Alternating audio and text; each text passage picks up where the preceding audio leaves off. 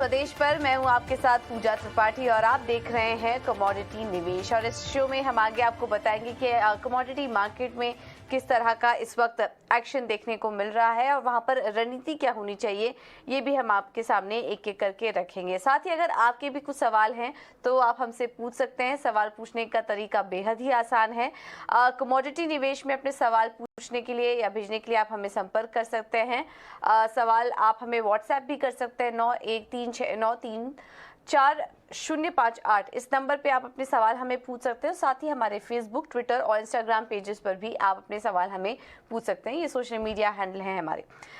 तो चलिए, आपके सवाल भी मिलना हमें शुरू हो चुके हैं एक एक करके, लेकिन अब एक्सपर्ट को भी पहले शामिल कर लेते हैं। और हमारे साथ मोतीलाल ओसवाल के जिगर धर्मशी जुड़ेंगे और केडिया कमोडिटीज से अजय केडिया भी मौजूद होंगे हमारे साथ। सबसे पहले Ajay, thank you so much ET Now प्रदेश को समय देने के लिए। इस वक्त गोल्ड में हम देख रहे हैं कि काफ़ी सुस्त कारोबार होता हुआ दिखाई दे रहा है और एक दायरे में ट्रेड कर रहा है सोना। और अब तो फेड के मिनट्स पर भी हमारी नज़र है। उसको देखते हुए सोना आप क्या एक्सपेक्ट कर रहे हैं आगे की चाल? अभी तो फिलहाल देखिए 119 अंक नीचे कारोबार कर रहा है। क्या ये कमज़ोरी और बढ़ सकती है? इस बिकवाली का ट्रेड लेना सही होगा या फिर निश्चित स्तरों से कुछ खरीदारी भी, कुछ रिकवरी आप एक्सपेक्ट करेंगे? गुड इवनिंग पूजा जी। डेफिनेटली देखा जाए तो पिछले हफ्ते में हमने काफी बड़ी गिरावट अपने सोने में देखी। इंटरनेशनल में अगर देखा जाए तो 2 फरवरी से लेकर पिछले हफ्ते तक हमने $150 के आसपास की गिरावट देखी, 1970 से ऑलमोस्ट 1825 तक का लेवल। उसके बाद हमने शुक्रवार और सोमवार को मार्केट में थोड़ी रिकवरी देखी, जिस दिन से डॉलर इंडेक्स वापस 104 के नीचे जाता हुआ दिखाई दिया। डेफिनेटली फेड के जो मिनट्स आने हैं ये काफी इंपॉर्टेंट रहेगा, बिकॉज लास्ट टाइम हमने देखा था कि आगे भी रेट हाइक होती हुई दिखाई देगी, जिसके सब हमने सोने और चांदी में थोड़ा पुल बैक आते हुए अच्छे खासा फॉल आता हुआ दिखाई दिया। तो टेक्निकली अगर देखें तो हमें लगता है कि 1852 का लेवल जब तक गोल्ड नहीं तोड़ता है, हाई पॉसिबिलिटी कि हम 1810 से 1805 तक के लेवल फिर से देख पाए गोल्ड में। वहीं अगर चांदी की बात करें तो मल्टीपल ऑफ टाइम हमने $24.5 का लेवल फेल होते हुए देखा था। टाइमिंग मार्केट इजीली $22 के नीचे ही ट्रेड कर रही है। प्रेशर बढ़ सकता है जो $20.50 तक जा सकता है। वहीं डोमेस्टिक मार्केट में थोड़ा रिलीफ हमने रुपए की वजह से देखी, बिकॉज रुपए में जो गिरावट है ये सोने और चांदी को थोड़ा सपोर्ट दे रहा था, बट आज मार्केट में वापस गिरावट बढ़ते हुए दिखाई देती है। इंटरडे में करंट लेवल से भी गोल्ड को बेचा जा सकता है। 55,900 का इमीडिएट टारगेट है, बट हमें लगता है कि फेड के मिनट्स के बाद भी 55,500 तक के भी लेवल हम गोल्ड में देख पाएंगे। वहीं अगर चांदी की बात करें तो 3-4 बार हमने वीकली चार्ट पे देखा कि 72,000 का लेवल मार्केट हमेशा तोड़ नहीं पा रहा है। तो टाइमिंग एक प्रॉफिट बुकिंग चांदी में भी कंटिन्यू रहेगी। यहाँ पे करंट लेवल से या 66,000 के करीब जाने पे बेच के चलिए, 64,800 तक के लेवल हम चांदी में देख पाए तो बिल्कुल फेड के मिनट से पहले दबाव कंटिन्यू रह सकता है। ठीक है, तो फेड के मिनट्स के पहले ये जो दबाव है ये जारी भी रह सकता है, तो उसके लिए ट्रेड भी आपको सुझा दिया गया है। टारगेट चांदी के लिए 64,800 और सोने के लिए जो टारगेट दिखाई दे रहा है वो 55,900 का है। और आपको ध्यान होगा ये वही टारगेट है, सुबह हम अपने एक्सपर्ट से भी चर्चा कर रहे थे, यही रेंज देख रहे हैं और इसी में वो बिकवाली और खरीदारी की राय भी देख रहे हैं सोने चांदी दोनों के लिए। जिगर, अब आपसे भी समझना चाहेंगे अगला जो बड़ा ट्रिगर है हमारे सामने वो है फेड के मिनट्स, वो आने वाले हैं और उसके पहले हम दबाव ही देख रहे हैं। आपको क्या लगता है फेड मिनट्स में क्या कुछ इंपॉर्टेंट कमेंट्री आ सकती है? क्या वो एक्सपेक्टेड लाइंस पर ही होंगी और फिर उसका असर आप सोने चांदी की चाल पर और देखेंगे, या फिर कुछ सरप्राइज मिल सकता है? सी मुझे लगता है कि जिस तरह से रिसेंट डेटा पॉइंट्स आए हैं उसके बाद से हमने ऑलरेडी देखा है कि कहीं न कहीं फेड का जो ओवरऑल टोन है वो थोड़ा दोबारा से एक एग्रेसिव हो गया है रेट हाइक्स को लेकर। हम अगर बात करें तो मुझे लगता है कि क्वांटम के बेसिस पे नहीं 25 बेसिस पॉइंट ही रेट हाइक्स होंगे, बट जो नंबर ऑफ रेट हाइक्स है वो थोड़े बढ़ सकते हैं, तो उसके ऊपर थोड़ी क्लैरिटी मिलेगी। और उसकी वजह से हमने देखा है कि डॉलर इंडेक्स में ऑलरेडी जो 102 के बिलो ट्रेड कर रहा था वो अब 104 के भी ऊपर आ गया है। तो इनिशियली प्रोबेबिलिटी है या मार्केट का जो एक्सपेक्टेशन है वो कहीं न कहीं प्राइसेस में ऑलरेडी दिख रहा है, डॉलर इंडेक्स को भी देख रहे हैं और हमने देखा कि हायर लेवल से गोल्ड और सिल्वर भी काफ़ी गिर चुके हैं। तो मुझे लगता है कि थोड़ा चॉपीनेस या मार्केट थोड़ा रेंज बाउंड मोमेंटम में ज़रूर रहेगा फेड के मिनट्स आने के पहले। मार्केट ये इवेंट्स के लिए या आउटकम के लिए वेट करेगा, बट मुझे लगता है कि बहुत बड़े सरप्राइजेस नहीं रहेंगे। तो थोड़ी बहुत जो फैक्टर्स है वो कहीं न कहीं प्राइस्ड इन हुए हैं। तो येस, गोल्ड और सिल्वर में थोड़ा करेक्शन ज़रूर से आएगा, बट मुझे लगता है कि अभी भी जो बड़ा ट्रेंड है या गोल्ड सिल्वर दोनों के लिए, वो अभी भी मुझे थोड़ा पॉजिटिव ही दिख रहा है। बट येस, शॉर्ट टर्म के लिए थोड़ा वॉलेटाइल रहेगा, चॉपीनेस कंटिन्यू रहेगी। तो मेरा रिकमेंडेशन थोड़ा ट्रेंड के साथ ही है। मुझे लगता है कि थोड़ा करेक्शन ज़रूर मिलेगा, बट जो भी डिप्स आती है वहाँ पर बाइंग की स्ट्रैटेजी रखनी चाहिए। बट येस, फेड के मिनट्स के पहले जो भी अपॉर्च्युनिटी मिलती है, जैसे कि आप गोल्ड में 56,000 के करीब खरीदिए, एक बार 55,850 का स्टॉप रखिए और अपसाइड काफ़ी लिमिटेड रहेगी। मुझे लगता है 56,300 तक एक बार बुक प्रॉफिट करके निकल जाना चाहिए। सेम विथ सिल्वर की भी बात करें, तो करंट लेवल से थोड़ा करेक्शन ज़रूर से आता हुआ दिख सकता है। बट मुझे लगता है कि 65, 250, 200 के ज़ोन कहीं न कहीं प्राइसेज़ वहाँ सपोर्ट लेगा। तो वहाँ पर एक बार बाय करिए पुल बैक के लिए 66,000, 66,100 तक अपसाइड लिमिटेड रहेगी और 64,800 के बिलो का एक स्टॉप लॉस मेंटेन कर सकते हैं। येस, बाइंग है बट ये पुल बैक की बाइंग रहेगी, बट बहुत बड़ा trend direction move as of now नहीं दिख रहा है। एक रेंज बाउंड मोमेंट रहेगा, तो सपोर्ट्स के करीब आए तो खरीदारी का मौका ले सकते हैं गोल्ड सिल्वर को।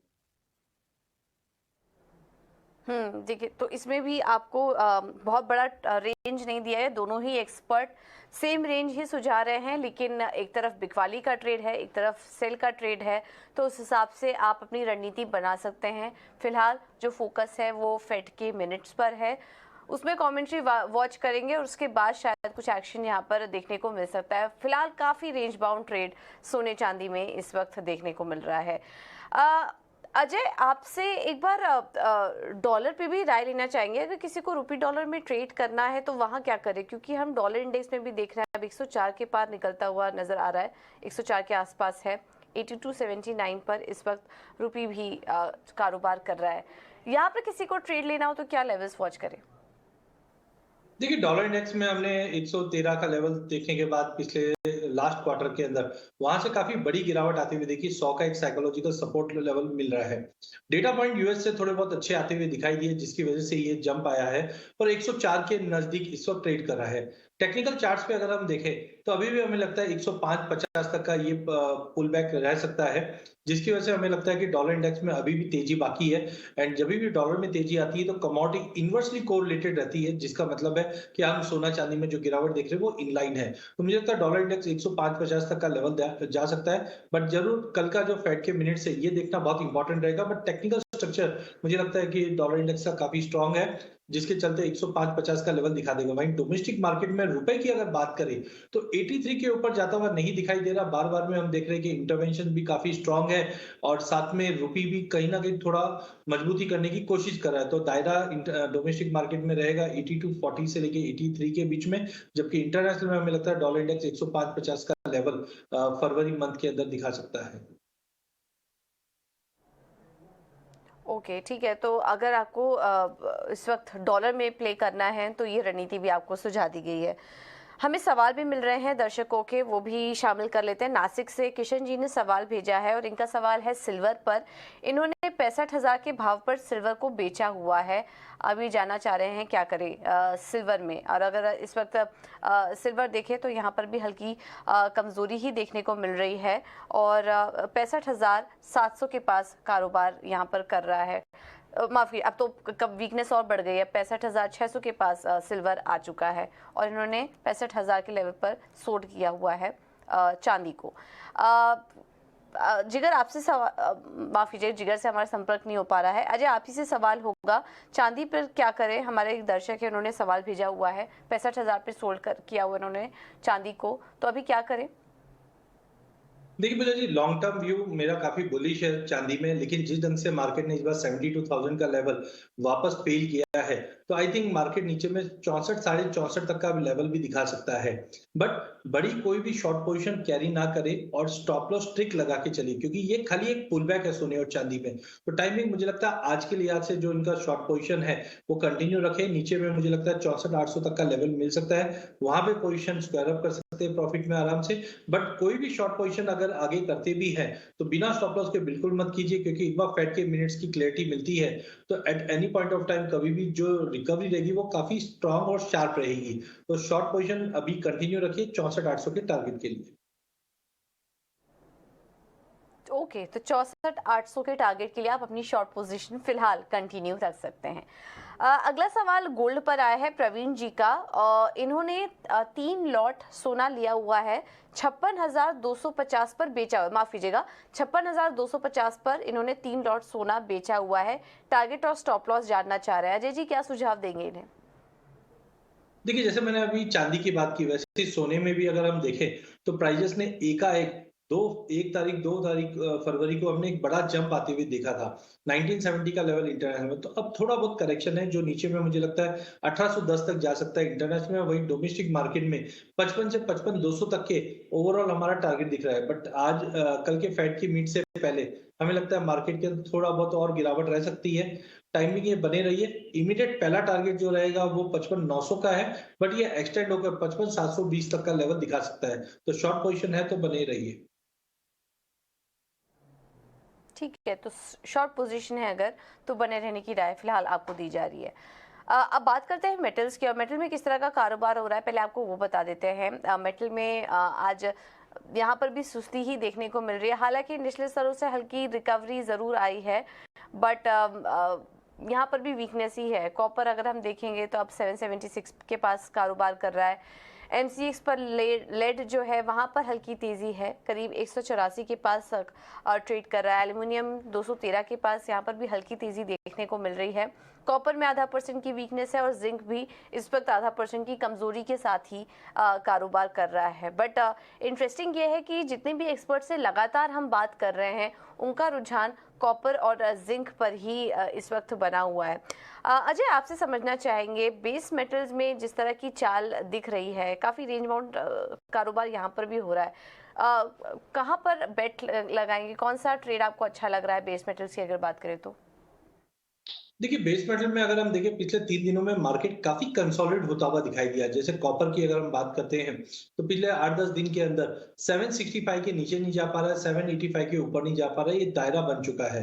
तो मुझे लगता है कि जिस ढंग से चाइना एक स्टोरी बन रहा है कि डिमांड इंप्रूव होगी, उसका एक सपोर्ट डेफिनेटली बेस मेटल को मिलेगा। लेकिन जब तक ये की लेवल है 765 785 नहीं तोड़ता है मार्केट दायरे में, तो आज के ट्रेड सेटअप के हिसाब से मुझे लगता है कि 7 से 80 के करीब जो भी मिलता है, 778 79, तो बिकवाली करके चलना चाहिए। 770 तक का एक शॉर्ट टर्म टारगेट है, कैरी मत कीजिए।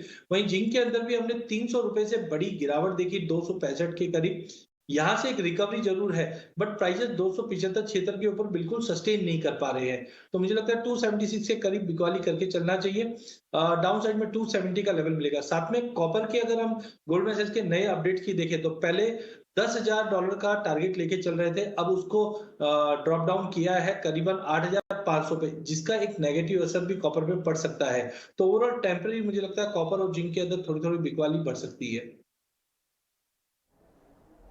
ठीक है, तो कॉपर में भी बिकवाली अभी बढ़ सकती है। 770 के लेवल्स यहाँ पर देखने को मिल सकते हैं, लेकिन थोड़ा ऊपर आए तब कॉपर बिकवाली करके चलिए 785 के स्टॉप लॉस के साथ। और जिंक में भी बिकवाली का ही ट्रेड है, 270 के लेवल्स के लिए स्टॉप लॉस सुझा रहे हैं 279 का। तो जिंक और कॉपर में फिलहाल बिकवाली की राय यहाँ पर अजय की तरफ से आ रही है। इस बीच हमें दर्शकों के सवाल भी मिल रहे हैं, और एक दर्शक का सवाल आया है सूरत से, विशाल जी ने हमें सवाल भेजा है, और इनका सवाल है क्रूड पर और कॉपर का इंट्राडे आउटलुक ये जानना चाह रहे हैं। जिगर आपसे सवाल होगा, सबसे पहले तो क्रूड पर अपनी राय दीजिए। क्या व्यू बन रहा है आपका क्रूड पर, अगर किसी को इंट्राडे के लिहाज से खरीदारी करनी हो, क्योंकि काफी ज्यादा उतार चढ़ाव बना हुआ है। कल हमने हल्की तेजी जरूर देखी थी, लेकिन आज वापस से वीकनेस दिखाई दे रही है, और अब तो एमसीएक्स पर क्रूड 6,400 का भी जो 400 के नीचे कारोबार कर रहा है, लेकिन इस वक्त हल्की यहाँ पर रिकवरी देखने को मिल रही है। पर थोड़ी देर पहले हम देख रहे थे कि 1.5% की वीकनेस यहाँ पर भी थी। तो देखिए काफी ज्यादा इस वक्त उतार चढ़ाव दिख रहा है कच्चे तेल की चाल में। अगर इंट्राडे के लिहाज से अब बचे हुए समय के लिए किसी को ट्रेड लेना हो तो क्या व्यू शेयर करेंगे आप?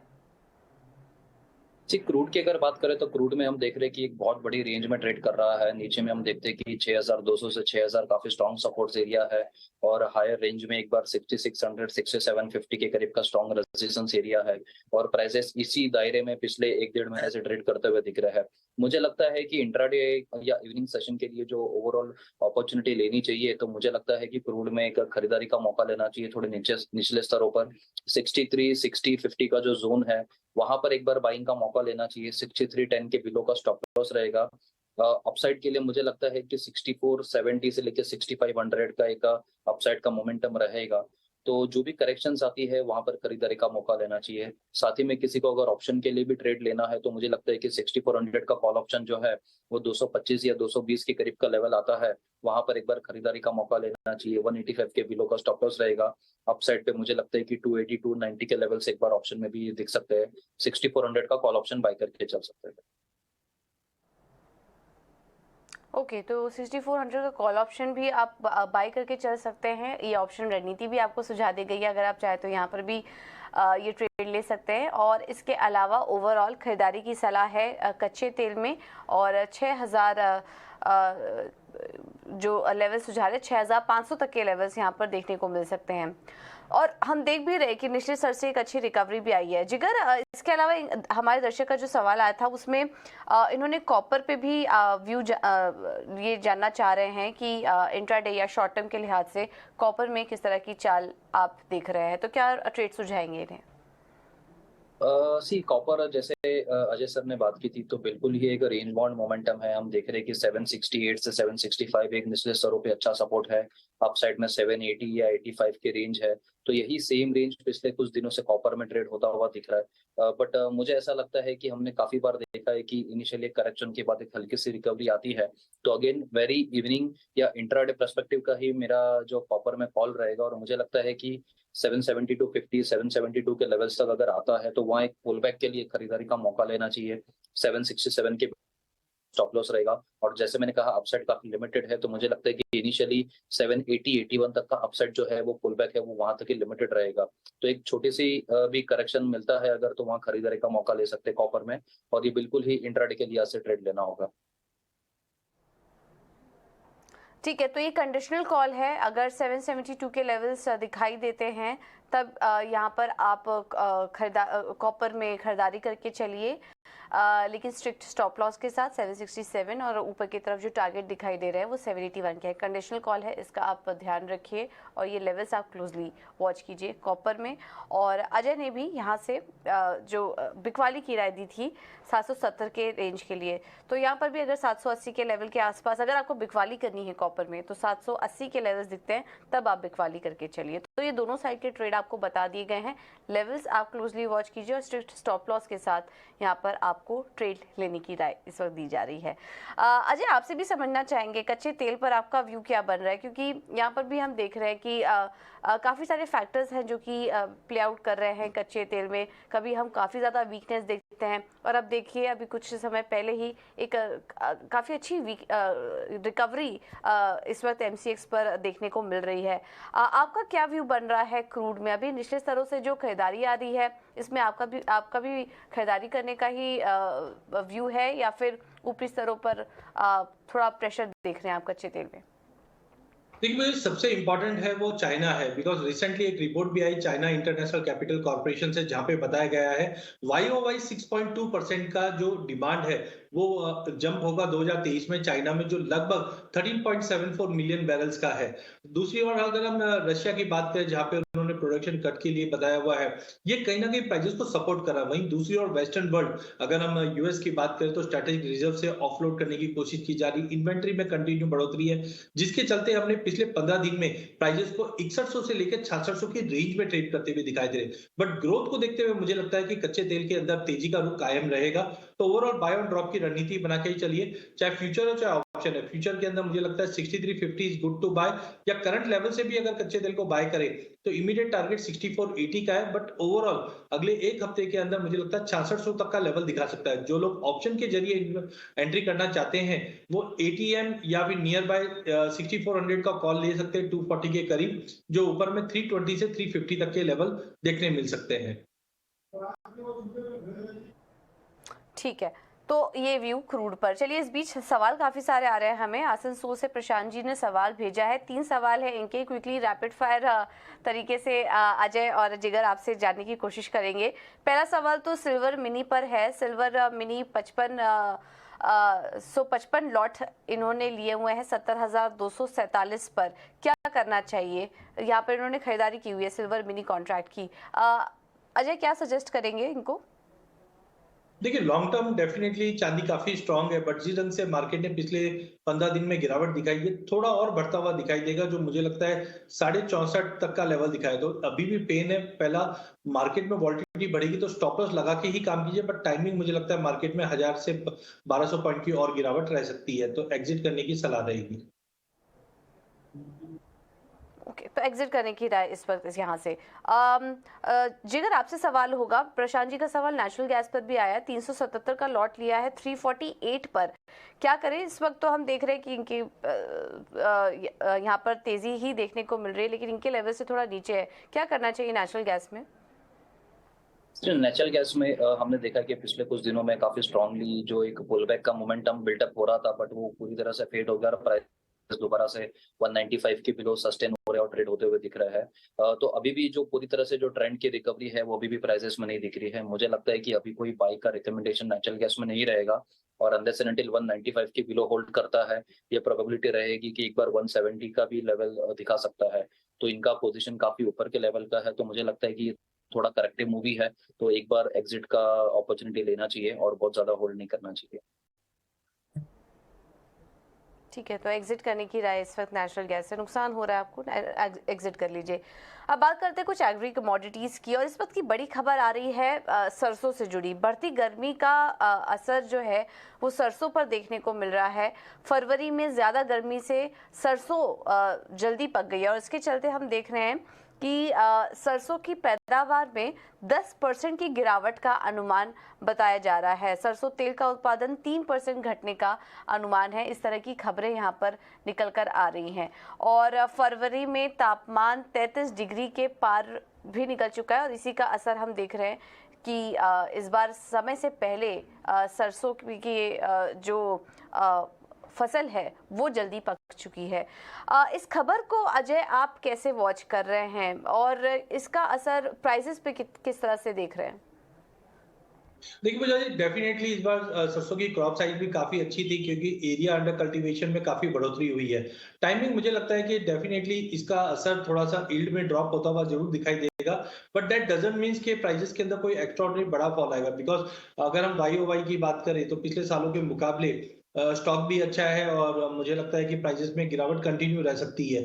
जो फसल पकी है उससे अराइवल्स जल्दी आ सकते हैं। जनरली हम देखते हैं कि मार्च के फर्स्ट वीक से अराइवल पिक करती है, बट जिस ढंग से जो गर्मी बढ़ी है तुरंत उसमें हम देख रहे हैं कि अराइवल प्रेशर मार्केट में आना चालू हो जाएगा।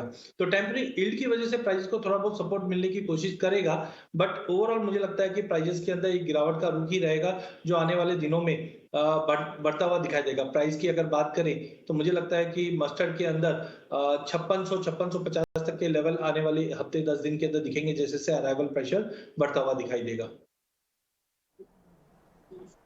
और नीमच से दशरथ जी का भी सवाल आया है, इनका भी सवाल सरसों पर ही है। अजय जी ये जानना चाह रहे हैं कि अगले 2 महीने का अगर व्यू लें सरसों पर तो क्या लेवल्स वॉच करनी चाहिए? देखिए करंटली अगर हम देखें पाम ऑयल के प्राइसेस में जिस ढंग से वापस तेजी आई है, तो पूरे एडिबल ऑयल कॉम्प्लेक्स को थोड़ा सपोर्ट मिलता हुआ दिखाई दे रहा है। चाहे इंडोनेशिया की बात करें, चाहे मलेशिया के एक्सपोर्ट की बात करें, उसी का असर हम डोमेस्टिक मार्केट पे सोयाबीन और मस्टर्ड पे भी पड़ते हुए दिखेंगे। बट कहीं ना कहीं डोमेस्टिक मार्केट की बात करें तो सोया और मस्टर्ड इस बार एम्पल है एज कम्पेयर टू पिछले 2 सालों के मुकाबले। तो मुझे लगता है अगले 2 महीनों के अंदर प्राइसेस में और दबाव बढ़ेगा, जो एटलीस्ट 5400-5500 तक का लेवल मस्टर्ड में दिखा सकता है। तो बेटर है थोड़ा भी अगर उछाल मिलता है, जैसे यील्ड में ड्रॉप आया या फिर अराइवल्स में डिले आती है, उस पे पोजीशन में निकलने की कोशिश कीजिए। ट्रेंड मुझे लगता है कि एडिबल ऑयल कॉम्प्लेक्स इस बार थोड़ा नेगेटिव ही ट्रेड करता हुआ दिखाई देगा। ओके, ठीक है, तो ये राय सरसों पर आपको दे दी गई है। दिल्ली से एक सवाल आया है विक्रम जी का, कैस्टर सीड पर सवाल है इनका। कैस्टर सीड मार्च वायदा 7000 पर इन्होंने खरीदा हुआ है। अजय जी ये जानना चाह रहे क्या करें इसमें?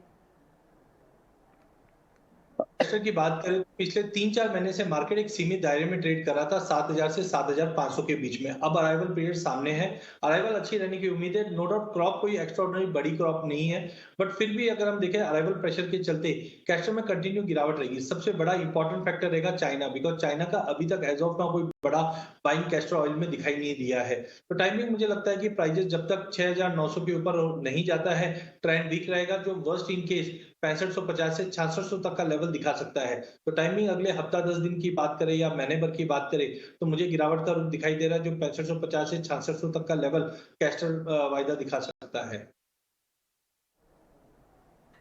बिल्कुल। चलिए, ये राय कैस्टर सीड में आपको दे दी गई है। ऑलराइट, समय की थोड़ी कमी है तो इतने ही सवालों को हम शामिल कर पाएंगे। अजय जी, जिगर जी, बहुत बहुत धन्यवाद आपका समय देने के लिए और तमाम सवालों पर अपनी रणनीति, अपनी राय भी सुझाने के लिए। बहुत बहुत थैंक यू।